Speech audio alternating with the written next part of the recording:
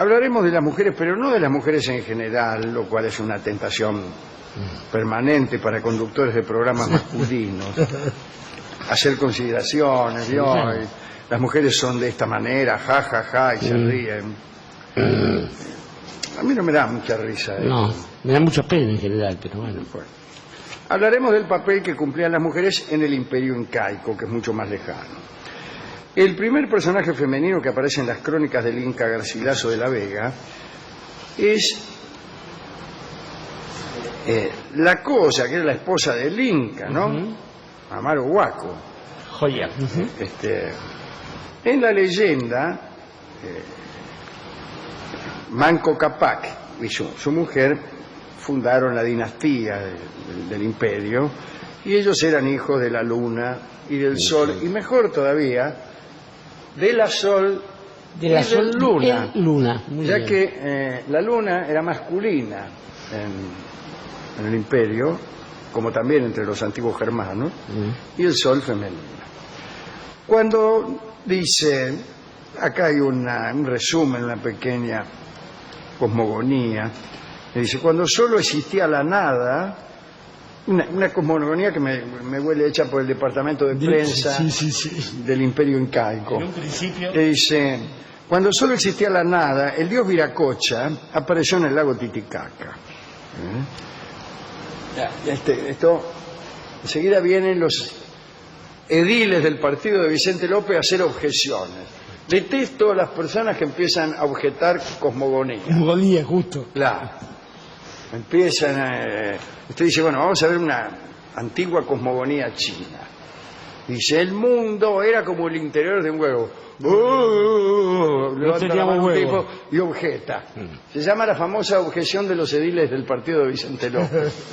Quiere decir, una objeción burguesa con argumentos misios ante declaraciones místicas. Metafísica, claro, vamos. Claro. ¿Cómo vas a objetar con el criterio de un destapador de cloacas una cosmogonía mística?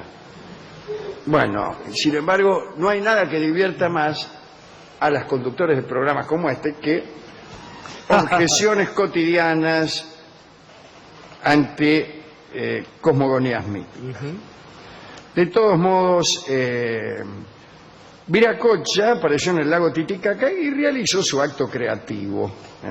Creó primero un mundo oscuro y nebuloso cuyas gentes no lo reverenciaban suficientemente. Bien. Por tal motivo hizo desaparecer ese mundo. No está bien que uno cree un mundo y este mundo que uno creó con tanto esfuerzo no lo reverencia. Para eso quería la democracia. Después creó un mundo de gigantes que también convirtió en piedra por la misma razón o por otra.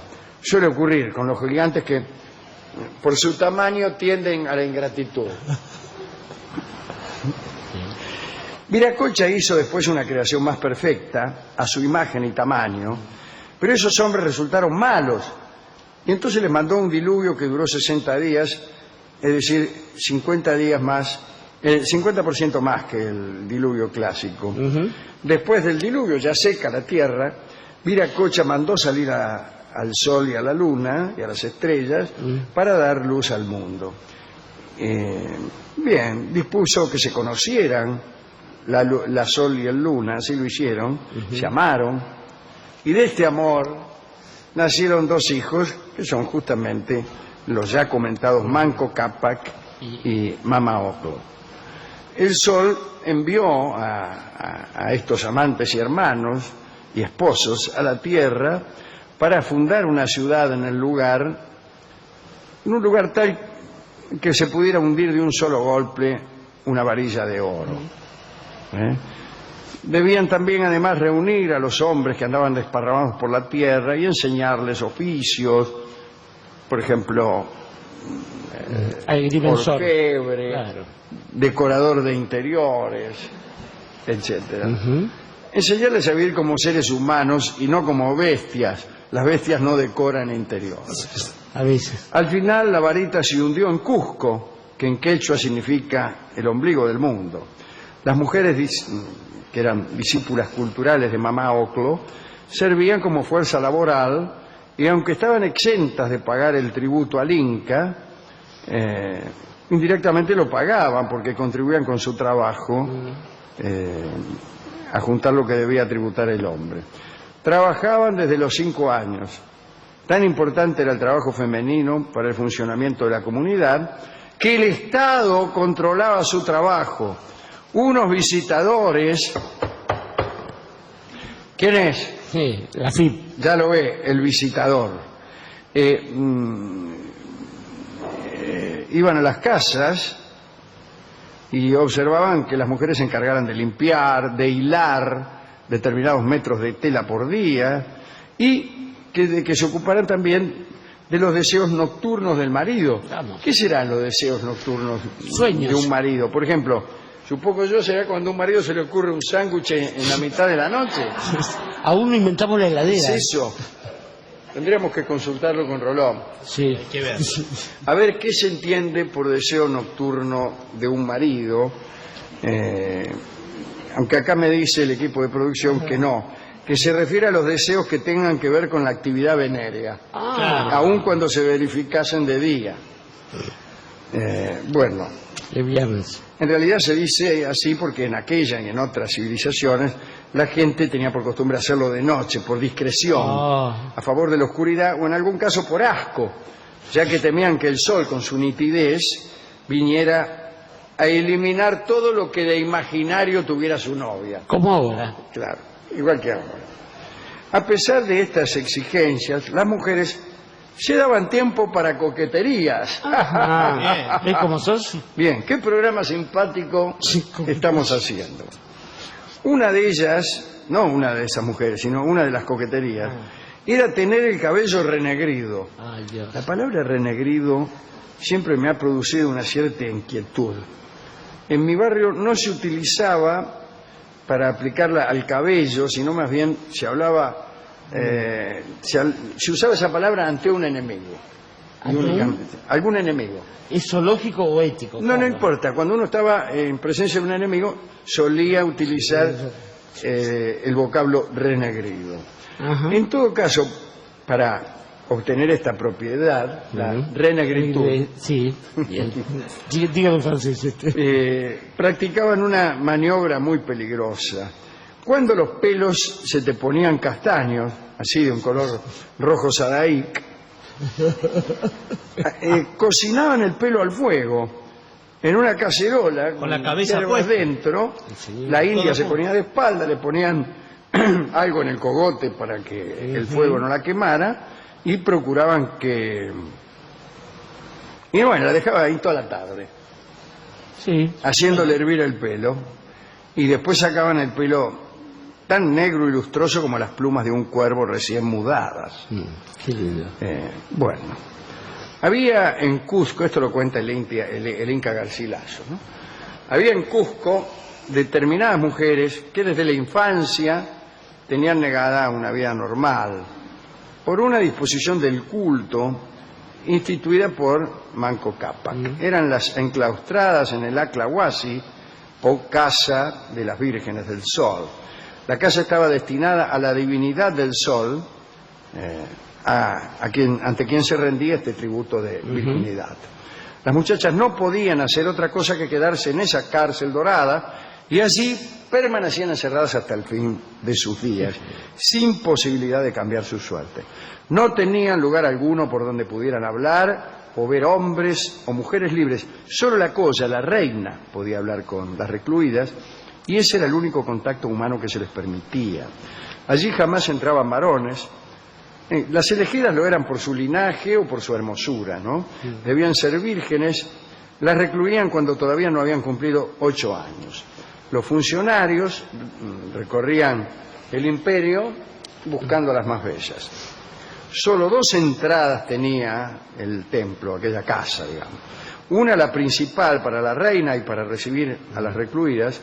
Y después había una puerta de servicio custodiada por 20 porteras, cuya función era llevar y traer lo que se necesitara en aquella casa.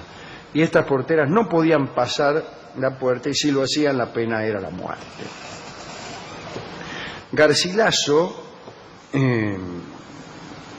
relató un hermoso detalle que mantenía a estas muchachas despiertas durante las noches.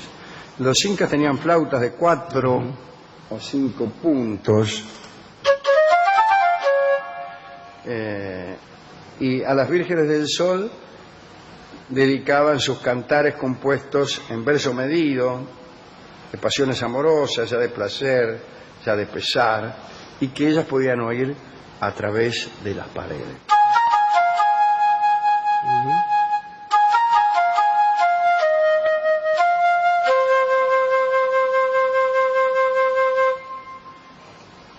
Existían también casas elegidas para el Inca, esa era otra cosa, Sí, señor.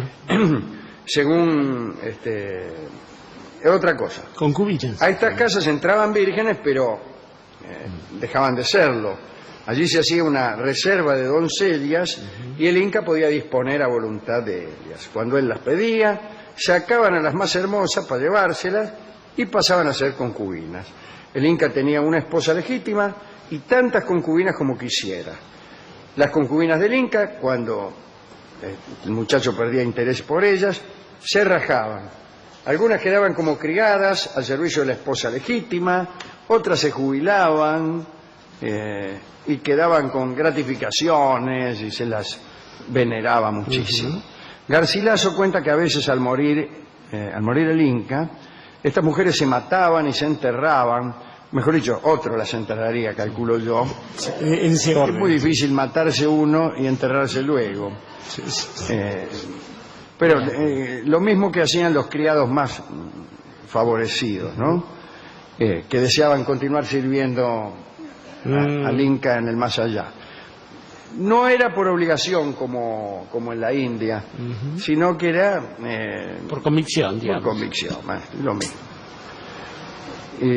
Si una mujer de estas casas del Inca delinquía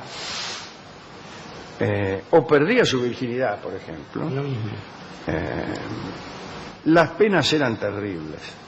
Cuando digo perdía su virginidad, digo la perdía no con el Inca, sino con otro ñato. Las penas eran terribles. A las muchachas las enterraban vivas, a los cómplices, que eran indispensables en estos casos de pérdida de virginidad, los ahorcaban y le mataban a la esposa, si es que tenía esposa el tipo. Bueno. La tipa ni sabía nada, estaba durmiendo, le golpeaban la puerta y la mataban. O sea, te metieron los cuernos y ahora te vamos a matar. Peor, mire, también le mataban a los hijos, a los criados, a los parientes, Para que aprendan. a los moradores de su pueblo, a los vecinos y a todo su ganado. Por eso ¿Qué culpa tiene la llama? Si sigue un poquito más y agarra al Inca también. Es Por eso raro se- que haya quedado Se alguien. exhibieron, claro. Bueno, esto no evitaba que los que deseaban algunas mujeres se valieran de métodos siniestros para poseerlas. Se menciona aquella versión de aquel famoso lenguaraz llamado Felipillo, único intérprete entre los conquistadores de Perú y Atahualpa, que falseaba las palabras de Atahualpa para ponerlo contra los españoles y contribuir a su ejecución. Parece que Felipillo hacía esto porque estaba enamorado de una de las elegidas y de una de las chicas de la casa del Inca, ¿no? Ajá. Y solo podría tenerla si el soberano moría. Está bien. En ese caso la elegida quedaba en libertad. Así que todo eso hacía Felipillo por una mena. Tira más una pasión que una yunta de tractores. Bueno, aquí termina el informe que hemos preparado sobre el papel de la mujer en el Tahuantinsuyo. Habría que dedicar algo a los inocentes vecinos Sí. que fueron matados simplemente por delitos cometidos por el tipo de al lado, ¿no? Exactamente. Casi todo lo que se hace en el Machu Picchu y en los lugares sagrados, el templo aún no encontrado, tiene que ver con la inocencia. Por ejemplo, se elige al mejor cóndor y entonces se lo condena a volverse alcohólico.